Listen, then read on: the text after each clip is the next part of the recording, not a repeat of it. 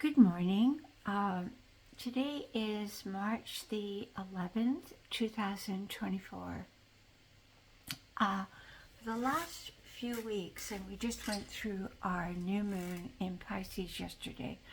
For the last few weeks, I've been really contemplating the depths of what is freedom, what is suffering, and where does the suffering originate in our being.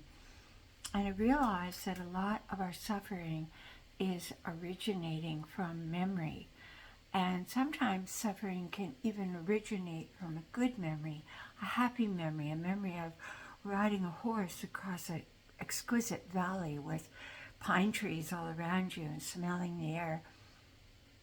Because what happens with some of our memories is instead of them bringing us solace or removing us from a state of angst, we go sometimes into a state of longing or a state of sadness for days that have gone by. And by going into that state, we lose the moment. We lose the capacity to be present, to look around us, to be in full awareness of what is right now. Even if what is right now is the depth of loneliness or sadness or joyful experience of a flower, music, a love. And I've been looking at a lot about freedom. I think since I've been a child, freedom has been one of the great messengers for my life. At a young age, I had to contend with running absolutely wild and free in a motherless home. And actually that turned out to be a good thing in many ways.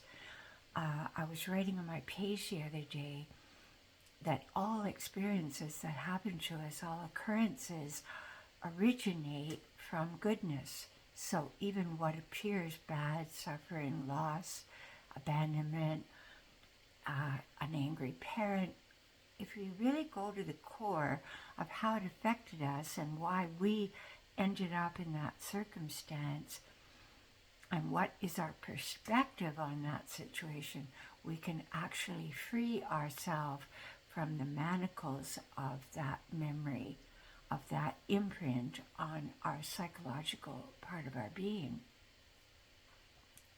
So I've been really thinking a lot. One of my great teachers on freedom is Jiddu Krishnamurti. You can find him on YouTube. He's absolutely incredible for the understanding of freedom.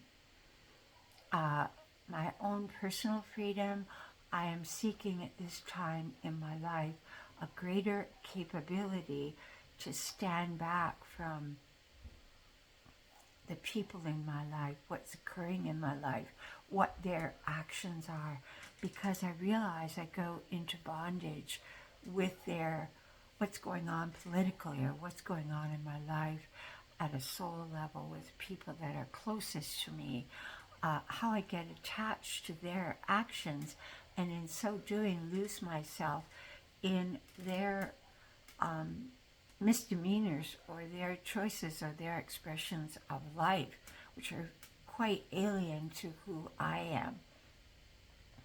So one of the first steps on the pathway to freedom is taking a step to becoming the observer of your own reactions. If anger comes up, if sadness comes up, if grief comes up, instead of repressing it or allowing it to rule your day, your moment, let yourself express it.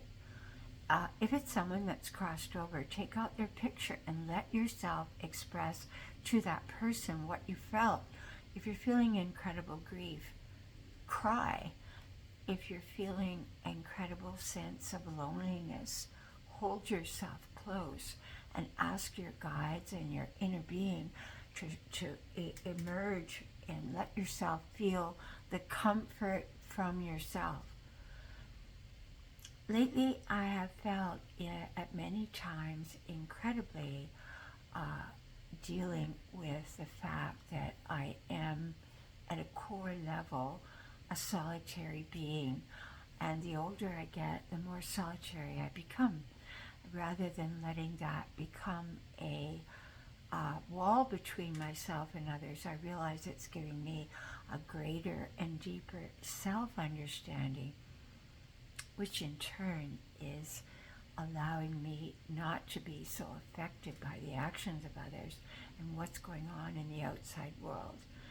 And right now, politically in America, we're going through incredible stress and chaotic insecurity about where the country's going, where things are going, what's going to happen.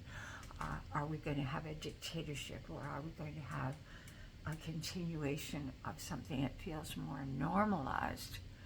I'm trying to concurrently study and be present to what's going on, at the same time to become the observer to what's going on, to find my inner peace and my sense of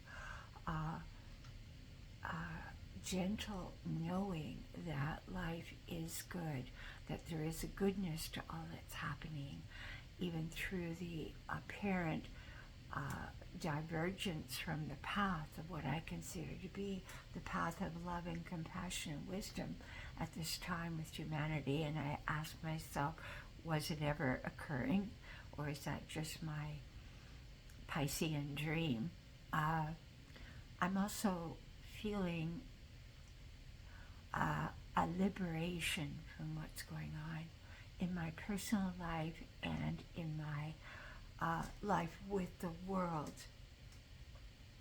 So I'm going to do this week several talks on freedom from unhealthy relationships, freedom from a reactivity to life, freedom from getting caught up in the web of the manipulation of others. And in the work I do, I have to be very conscious and very aware of greeting each person with a merciful, open heart, but also not. And so I have to move into a state of emanation of light in order not to take on the suffering of what people are sharing with me and what they're going through. And that's been a good teacher for me. So I'd like to just end there. It's a short video today, but I would like to ask, as we have moved into the new moon in Pisces, which is moving into the depth of our Achilles heels, where we feel most vulnerable, where in life we feel a bit befuddled, or we feel a bit chaotic and trying to sort out the morass of suffering around us and within ourselves.